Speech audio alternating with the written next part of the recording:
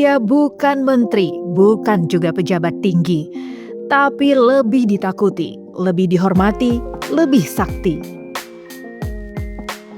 Namanya berbisik di lorong kekuasaan, mengendalikan bensin, tapi tak pernah muncul di permukaan. Dialah Riza Khalid, Tuhan Minyak. Kingmaker bisnis migas. Kini, sang dewa jatuh ke tanah.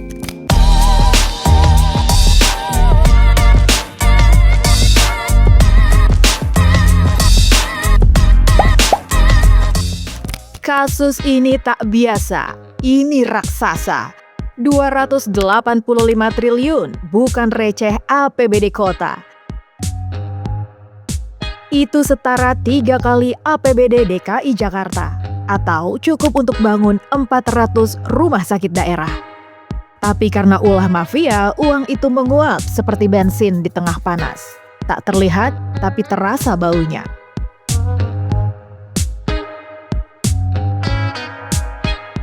Dari tahun 2018 hingga 2023, Pertamina main mata dengan mafia. Terminal BBM disewa diam-diam dari perusahaan yang mereka sendiri diam-diam kendalikan.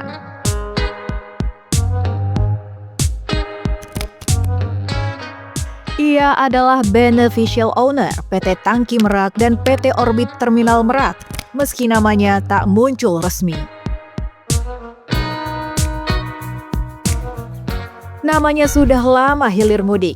Dulu disebut dalam kasus Papa minta saham, sekarang muncul lagi dalam skandal terminal BBM.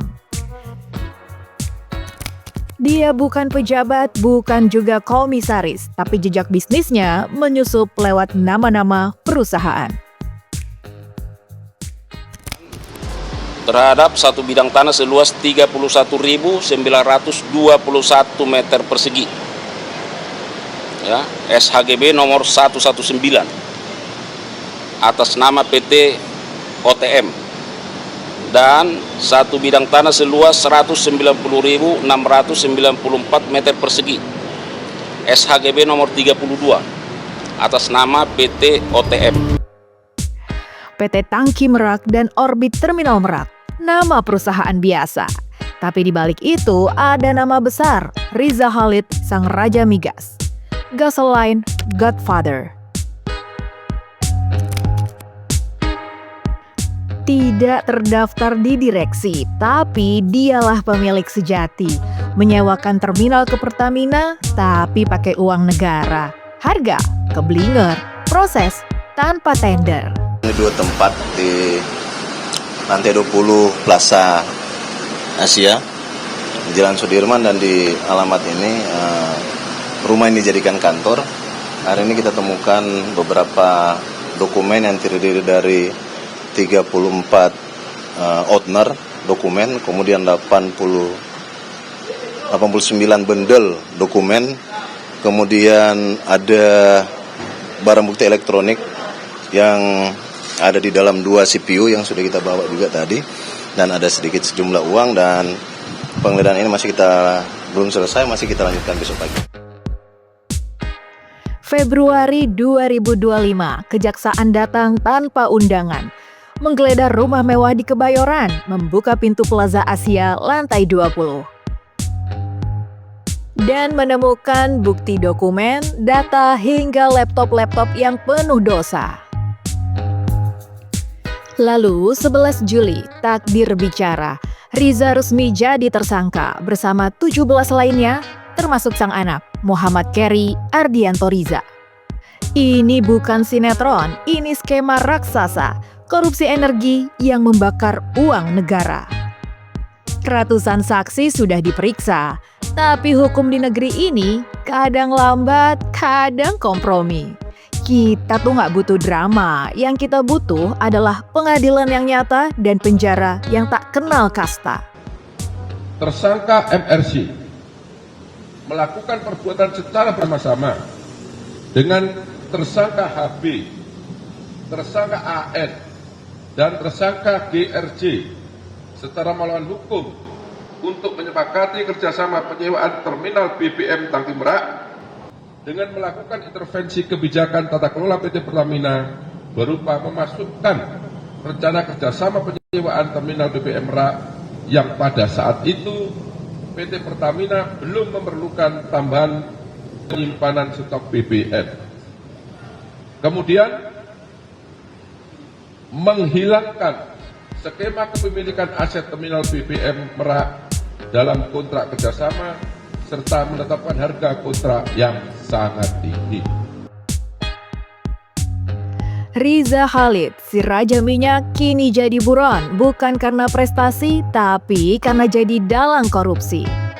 3 kali dipanggil, 3 kali menghilang. Katanya dicekal, tapi paspornya tetap kekal. Ke Singapura dia pergi. Eits, ini bukan pantun, tanpa malu, tanpa permisi.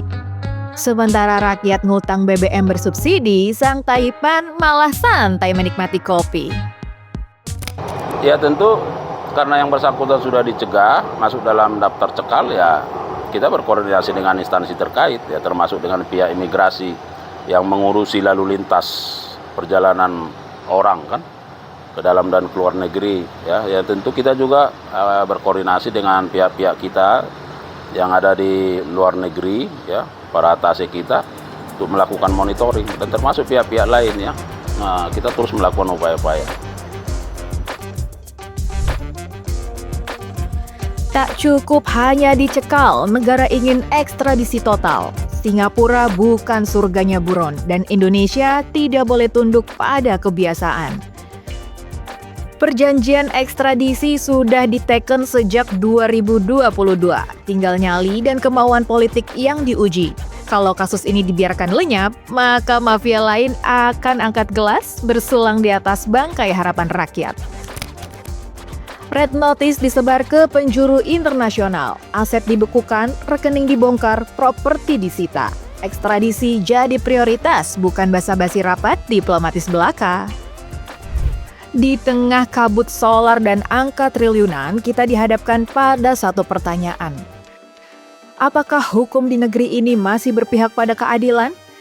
Atau hanya tunduk pada mereka yang bersembunyi di balik badan usaha milik pribadi? Jika yang bersalah terus melenggang dan hukum hanya jadi panggung yang ditentang, maka rakyat wajib pasang suara di Bicara Bangsa. Jangan lupa like, subscribe, dan share video ini ke teman-teman kamu